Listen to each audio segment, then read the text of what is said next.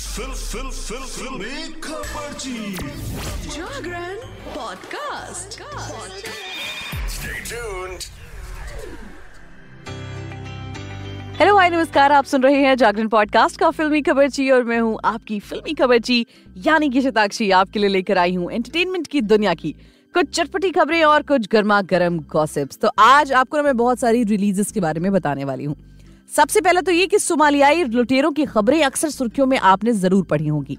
अब अफ्रीकी देश सोमालिया के इन लुटेरों की कहानी पर फिल्मकार हंसल मेहता के बेटे जय मेहता ने वेब सीरीज बनाई है।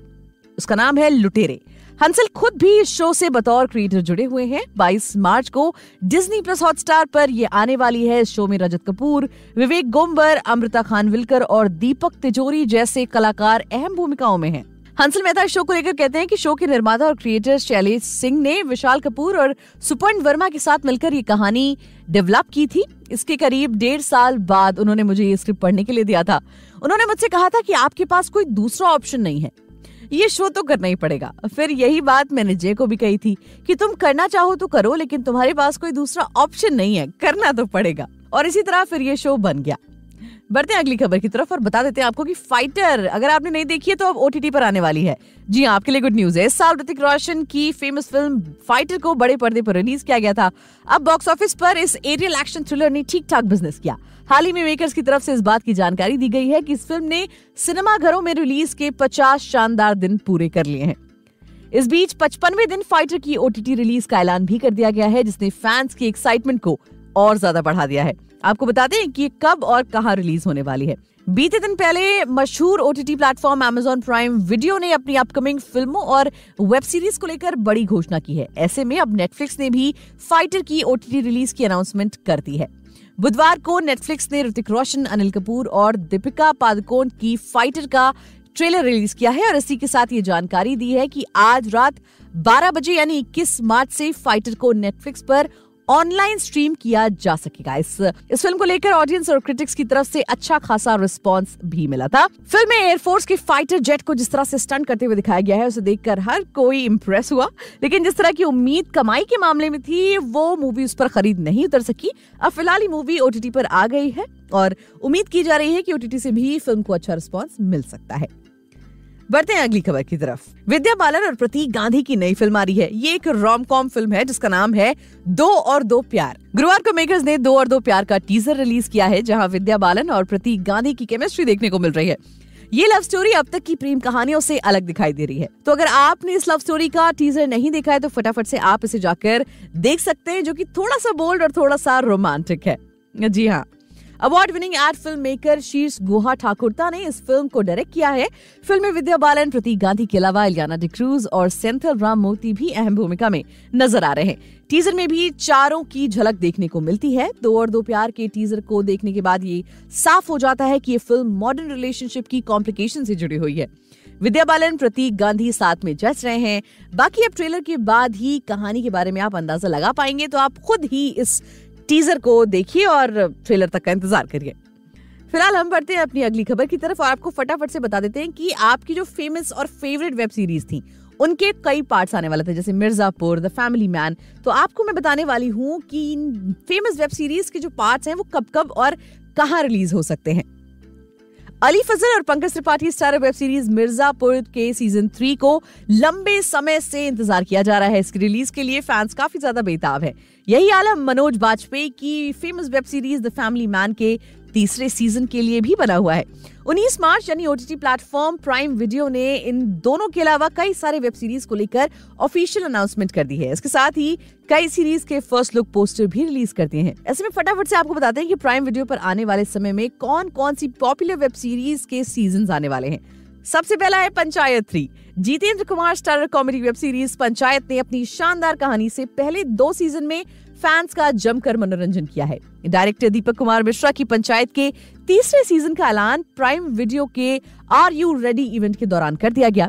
वही अगली फिल्म है पाताल लोक 2। आने वाले समय में एक्टर जयदीप अहलावत की इंस्पेक्टर हाथीराम के किरदार में वापसी होती हुई नजर आ रही है। इस लिस्ट में वेब सीरीज पाताल लोक के सीजन 2 का नाम भी शामिल है, जो जल्द ही OTT प्लेटफॉर्म प्राइम वीडियो पर रिलीज होगी। इसका फर्स्ट लुक पोस्टर भी सामने आ गया है। वही अगली है बैंडिश बैंडिट्स। राधे और तमन्ना की कहानी का नया रूप वेब सीरीज बैंडिश बैंडिट्स के सीजन 2 में देखने को मिलेगा। इस सीरीज के दूसरे सीजन की अनाउंसमेंट और फर्स्ट लुक पोस्टर को प्राइम वीडियो की तरफ से शेयर किया जा चुका है। अगला नंबर है द फैमिली मैन 3 का। 2 सीजन की अपार सफलता के बाद श्रीकांत तिवारी के रोल में एक बार फिर से मनोज बाजपेयी का कमबैक होने जा रहा है। प्राइम वीडियो ने सीरीज की एक ऑफिशियल अनाउंसमेंट कर दी है। वहीं अगला नंबर है मिर्जापुर 3 का। प्राइम वीडियो की किसी भी वेब सीरीज के लिए अगर फैंस सबसे ज्यादा एक्साइटेड है तो वो है मिर्जापुर का सीजन 3। इसके 2 सीजन ने दर्शकों का भरपूर मनोरंजन किया है। अनाउंसमेंट के बाद जल्द ही ये सीरीज रिलीज की जा सकती है। आपको बता दें कि मिर्जापुर 3 का फर्स्ट लुक पोस्टर भी लॉन्च कर दिया गया है। चलिए अब फटाफट से आपको एक मूवी रिव्यू दे देते हैं, क्योंकि Amazon प्राइम पर ए वतन मेरे वतन आ चुकी है, तो फटाफट से आपको उसका रिव्यू दे देते हैं।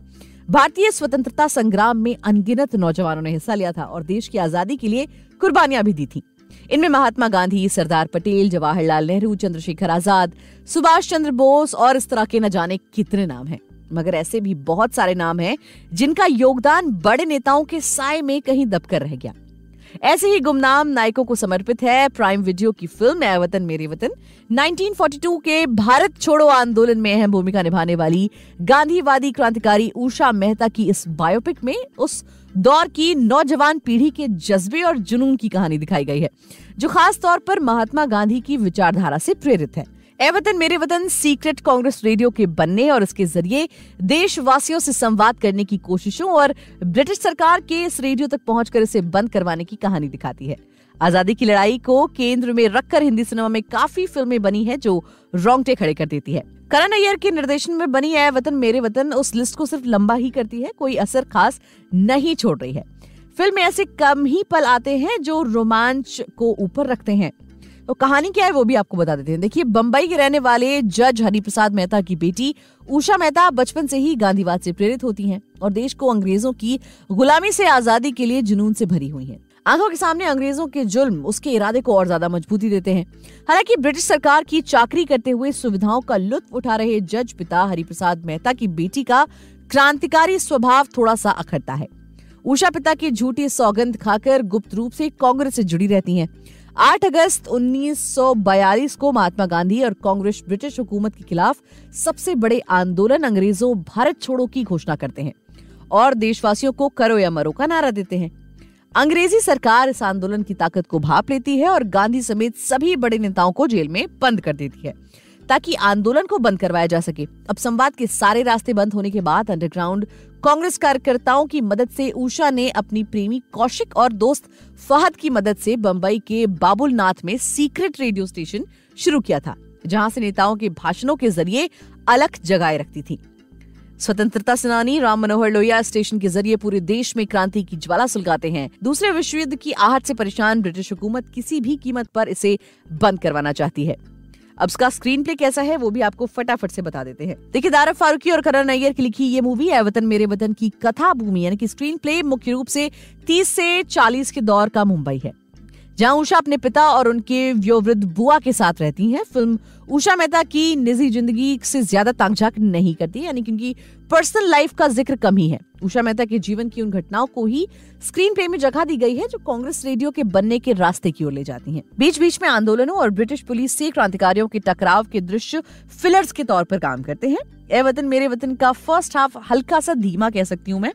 उषा के क्रांतिकारी बनने के कारणों और घटनाओं को दिखाया गया है। इन दृश्यों में रोमांच का अभाव थोड़ा सा खलता है। उषा का महात्मा गांधी की रैली में ब्रह्मचर्य की शपथ लेना एक हाईलाइट है। दूसरे हाफ में सीक्रेट कांग्रेस रेडियो के स्थापित होने और ब्रिटिश अफसरों के उसे खोजने के क्रम में गढ़े गए जो फिल्म है वो फिल्म को गति देते हैं और रोमांच भी जगाते हैं। ट्रांसमीटर और ट्रायंगुलेशन के जरिए पुलिस और क्रांतिकारियों के बीच चूहे बिल्ली का खेल भी काफी दिलचस्प लग रहा है। इस तरह के छोटे छोटे फैक्टर्स हैं जो फिल्म को अच्छा बना रहे हैं। बात करें इस फिल्म में कलाकारों की एक्टिंग की तो ए वतन मेरे वतन का कमजोर पक्ष अभिनय भी है, यानी कि एक्टिंग के मामले में कुछ जो चेहरे हैं वो शायद उतना अच्छा नहीं कर पाए। सारा अली खान ने उषा मेहता की बागी तेवरों को उभारने की थोड़ी सी कोशिश की है, हालांकि उनका अभिनय दर्शकों को कन्विंस नहीं कर पाता है। वो 40 के दौर की एक ऐसी क्रांतिकारी को देख रहा है जो सब कुछ दांव पर लगाकर देश आजाद करवाने निकली है। बाकी किरदारों की बात करें तो अदायगी उस दौर का एहसास नहीं दे पाती है। ये निर्देशन की कमी भी आप कह सकते हैं। यहाँ जुबली सीरीज का जिक्र करना लाजमी है, जो कि 40 से 50 के दौर में स्थापित की गई थी। किरदारों की आवाज और संवाद उस दौर का एहसास करवा देते थे। बात करें इमरान हाशमी की तो डॉक्टर राम मनोहर लोहिया के किरदार में मोटे फ्रेम का चश्मा लगाए इमरान हाशमी अच्छे और सच्चे लग रहे हैं। उनकी भूमिका लंबी नहीं है मगर दृश्यों को संभालने में अहम है, यानी कि उन्होंने स्क्रीन को अच्छा संभाल कर रखा है। फिल्म का रेट्रो संगीत लुभाता है और गाने जो है वो काफी हद तक सुकून देते हैं। और इसी तरह से ये था फिल्म का रिव्यू, और आज के लिए फिलहाल इतना ही। एंटरटेनमेंट जगत से जुड़ी और भी ताजा तरीन और चटपटी खबरों को जानने के लिए जुड़े रहिए हमारे साथ और सुनते रहिए जागरण पॉडकास्ट का फिल्मी खबरची।